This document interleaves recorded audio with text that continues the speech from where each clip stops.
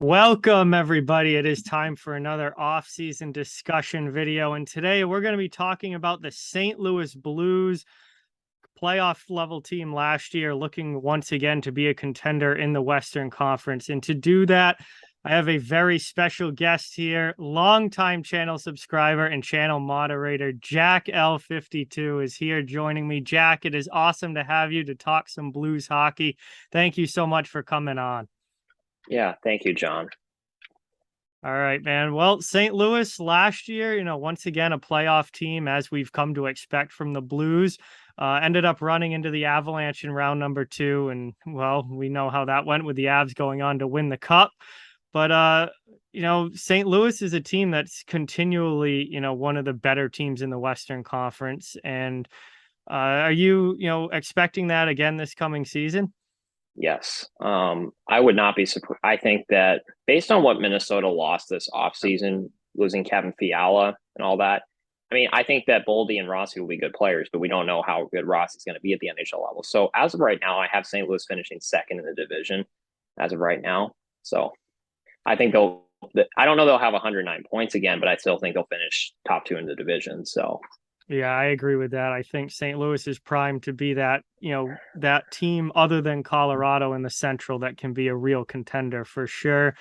This offseason, there hasn't been a ton of changes for the Blues this offseason. I think a lot of their bigger moves were re-signing guys and then guys that they've lost as well. I want to touch on them bringing back Nick Letty, who came over last year.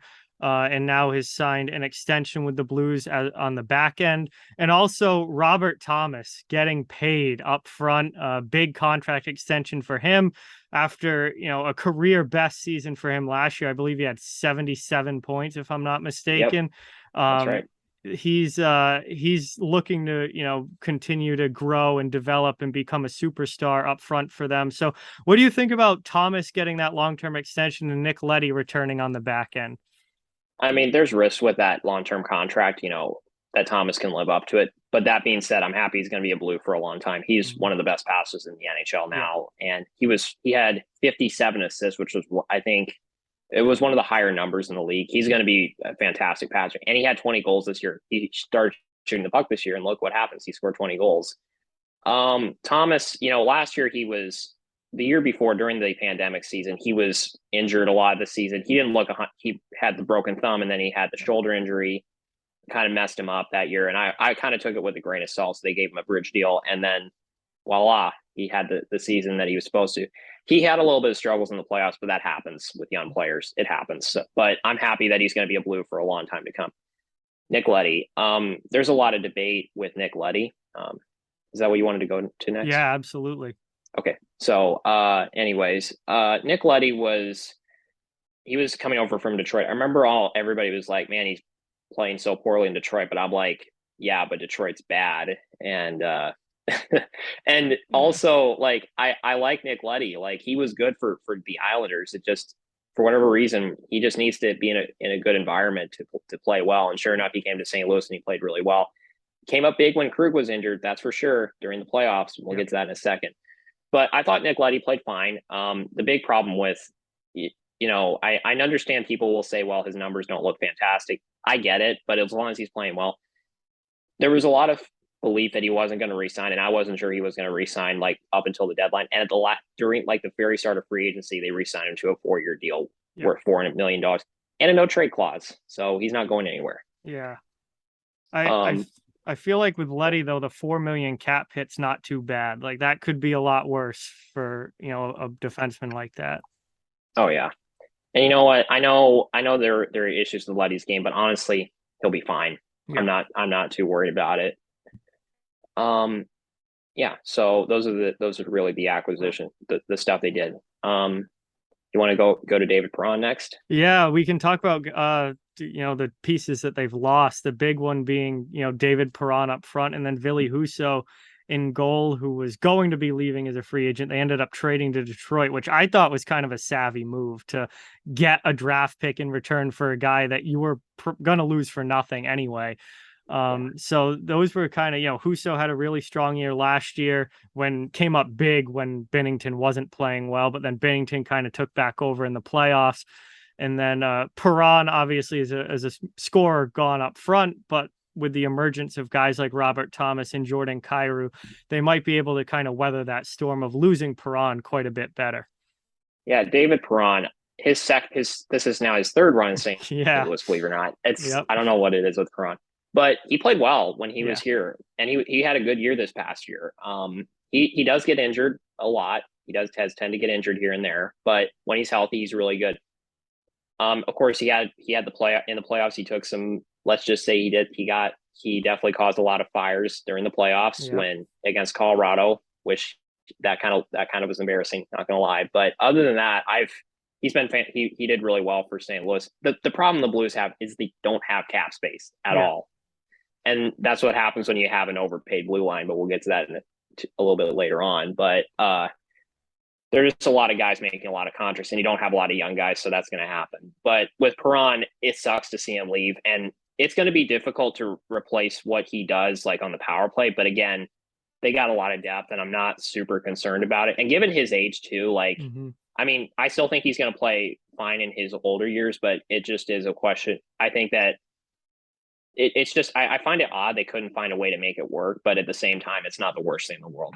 And we'll see how Kyrou does in an elevated role this year. Kyrou, he had over a point per game. That's fantastic, but he is sometimes you wish he could score more or maybe play a little better. I mean, his takeaway giveaway ratio is good, but the giveaways that he does have, they're not the best places. So you want to hope that he fixes that up. He's gotten better with that. He'll be fine. I think he'll be fine, but it's going to be a question mark, definitely, for sure. But I'm not too concerned about it. And David Perron, I don't think will score as much in Detroit as he will in St. Louis, just because of the fact that he doesn't have the line mates that he did in St. Louis that he will in Detroit. Maybe I might be wrong. Maybe Detroit will be better next year, but I'm just not betting on that. And then moving on to Billy Husso had a great regular season. His first year in the NHL, he had a rough time of it, but that happens with goalies. But he had a good second year. He had a good year this past year. He had a great second half of the season. Playoffs, he had a great first game. He shut out the Wild in that first game. He was fantastic. And then the Wild somehow solved him, although I think that's more because St. Louis kind of gave up a bunch of goals in the first period of both games 2 and 3. He was replaced by Bennington. We all know what happens. And then, of course, he came in and Colorado just absolutely just lit him up, which, let's be honest, no one was stopping Colorado. So I don't really take that into super big consideration. But Bennington showed that he won his job back. And Husso also wanted to get paid like a starter, and he wasn't going to get that in St. Louis. So they traded him to Detroit for a third-round pick. So they got something for him or else they were going to let him walk into free agency. So I think that's fine. I'll mention one ad that they did make during the offseason. That was Noel Acciari. Yeah, my boy, my PC Noel boy. Acciari. Yes, I love Noel Acciari, and I'm happy he's back. Hopefully he stays healthy this year.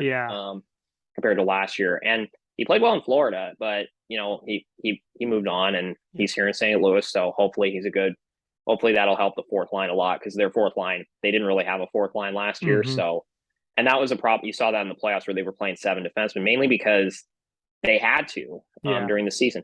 They got depth to replace injuries, but the problem is that the depth isn't good enough to even out the minutes is the problem with the blue line. So we'll get to that in a little bit. But I don't think that they're necessarily going to win the Stanley Cup. I'm not betting that they will, because I just think there's too many issues with this team to say that they'll win a Stanley Cup, but they're going to be near the top of the division now. Yeah, I really believe that. So if you want to start, let's start with the goaltending. I guess we'll start there. That's the easy part. Bennington and Greiss now. Thomas Greiss coming in as the new backup. Yeah, Greiss had a rough year in Detroit, and he is older, but we'll see how he does with St. Louis. It'll be hit or miss with him, but I think that was really, like, there were better options, but honestly, like, that might have been the best solution out there given what the goalie market was. So, and a cheap solution too for a team that doesn't have a lot of cap space. And that's what happens when you don't have cap space. And we'll get to some players that have some no trade clauses in a second, because this team, it's funny with Doug Armstrong, who's the GM. He loves to give out he says he's a guy who says no to no movement clauses, which is Yeah. why Pietrangelo left the team. But yet he gives everybody no trade clauses. So I Yeah. find it really bizarre. And Yeah. they're hampering him now. So like I always find it so weird that way, but that's just me. So but Grice, yeah, it's fine. And Binnington needs to bounce back. Oh, 100%. He was I'm not gonna lie, and I'm gonna be completely honest.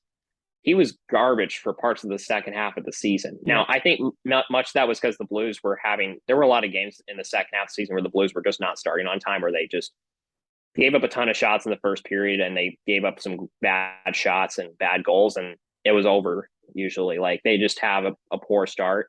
Mm-hmm. It was just not being in the game most of the time. So I kind of say he was kind of in those games where they just weren't playing well in front of him. Yeah. It does bother me that the team won't do that. Like I often get bothered by that. But it happens sometimes, and I think Binnington will bounce back. I think he just had a down year, but he's a great puck handler though, because you can't forecheck a team if the goalie's holding onto the puck. I mean, look at Mike Smith. Calgary, everybody say, oh, Calgary is going to be able to overwhelm Edmonton's defense.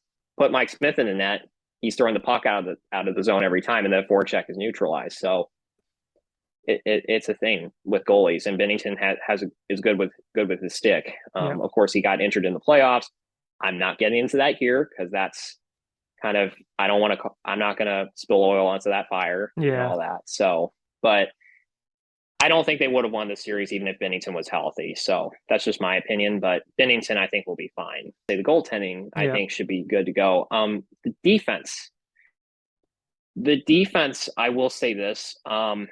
I think it's a good defense, but it's not a great defense. Yep, I would agree with that. Justin Falk, fantastic year. Great year. No doubt about that. He had 47 points, which was only second behind his career high 49 when he was in Carolina. Mm-hmm. He was also a plus 41, which I don't think he'll do that again.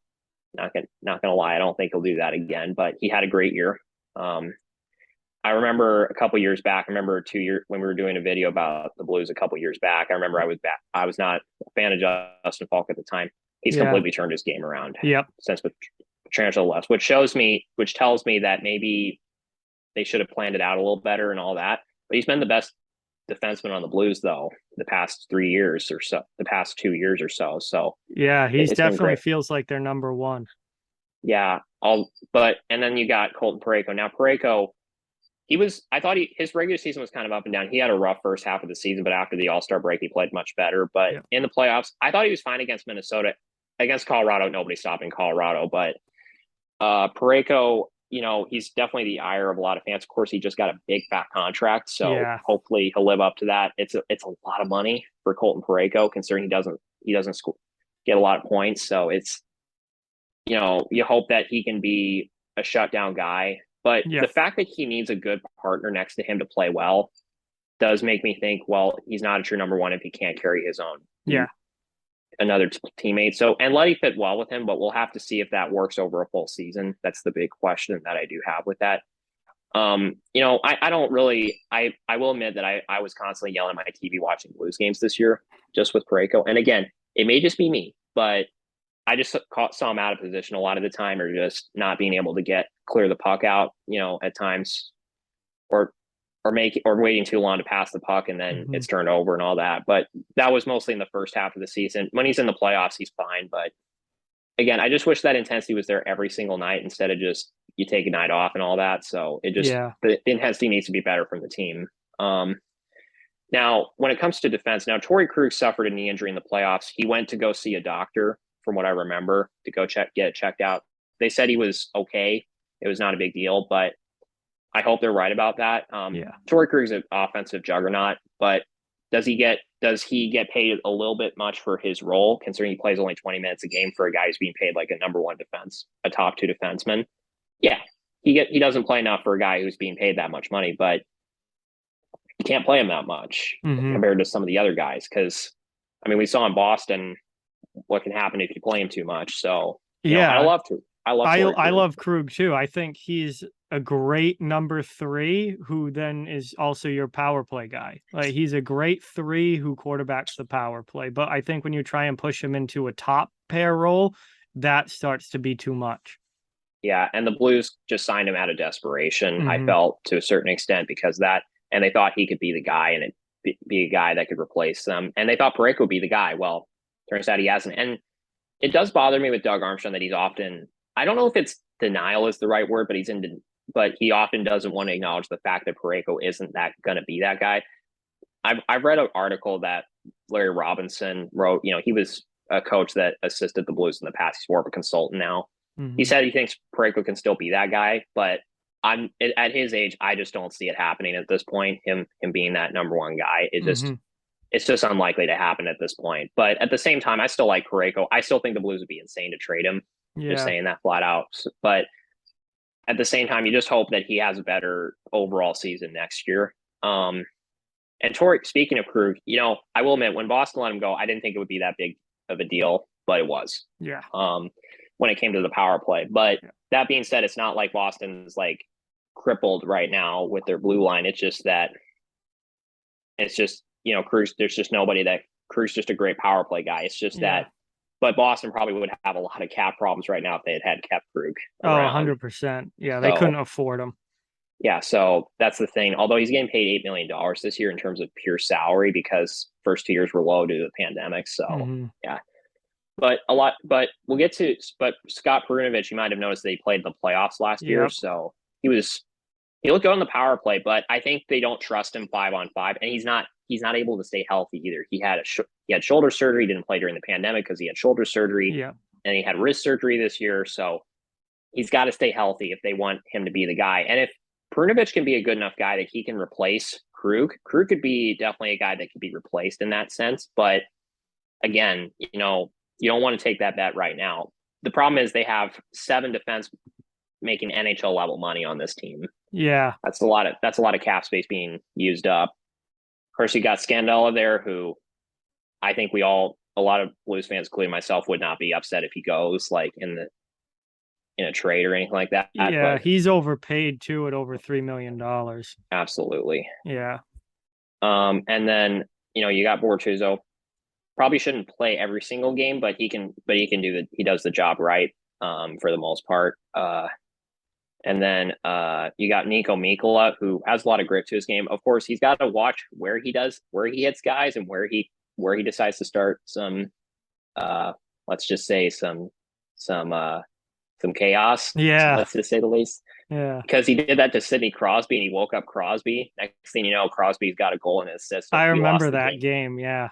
Yeah, and Berube, of course, went off on the refs. He's like, how the hell it's the Penguins. He hates the Penguins, so it's no surprise. But I was just like, you guys took a bunch of penalties. Like, that's why you lost the game. Yeah. So and don't wake up. Rule number 1 with playing Pittsburgh, do not wake up Crosby. Exactly. So, but it's a decent blue line. It could be better, though. I will say that. It could absolutely be better. But it just is what it is. I still miss Alex Pietrangelo on this blue line. I wish he was still here. If he was still on here and he'd take him and take, like, let's say that Falk was never traded here and he put Pietrangelo there, hell yeah, I'd say this is a great blue line. But I mean, Pietrangelo had an okay year in Vegas. I know there's a lot of debate about how he's played in Vegas, but I don't think he was the problem last year with Vegas. I think it was mostly just everybody else around him that wasn't playing fantastic. So let's move on to the forwards real quick. Group, so, one of the best. This might be one of the best forward groups in the NHL if you look at just in terms of scoring. Yeah. Down the middle, you got Ryan O'Reilly, Robert Thomas, Braden Shen, and Logan Brown. That's probably one of the best four centers in hockey. Oh yeah, absolutely. And it would be nice to see Logan Brown play a full season this year. We'll see how he does. He of course was the guy who they got from Ottawa in exchange for Zach Sanford. He was like a top draft pick a couple years ago. It's just not worked out 100%. We'll see how it does this year. And if you want to look at now, Ryan O'Reilly and Vladimir Tarasenko will be unrestricted free agents this summer. And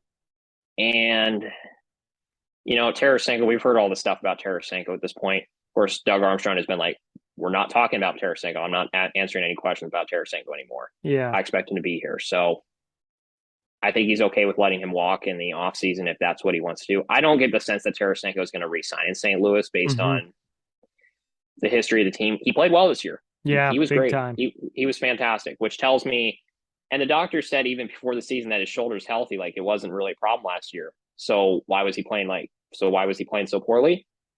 You could probably take a guess and say what that is. He was probably not not not really happy. Yeah, he was a little checked out. And that could explain a lot, but also just because he just wasn't willing to just do it. And yeah. And that happens. And I understand it. Just, I'm not a fan of when players do that, but I get why he felt that way. So hopefully this, I'm not worried about his production dropping or anything like that. He'll be fine. Yeah. Ryan O'Reilly. I hope that they re-sign him and bring him back next year because they can't let him go at any cost.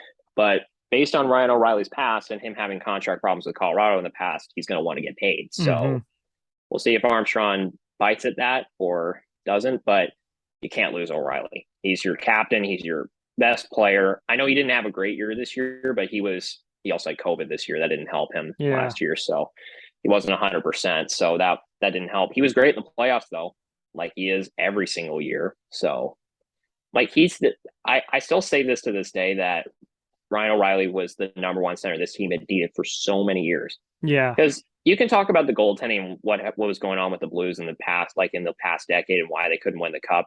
You could say goaltending, okay, fine, but they couldn't score enough goals either. Like David Backes I love Backes, but man, he was not a first line center in the NHL on a Stanley Cup winning team, and he kept getting shut down in the playoffs because of his skating. Like he just didn't have the speed, and that was the biggest problem the Blues had during that period. Now they have speed, they have centers and all that, which they didn't have in the past. So it's just fantastic to see how they rebuilt it.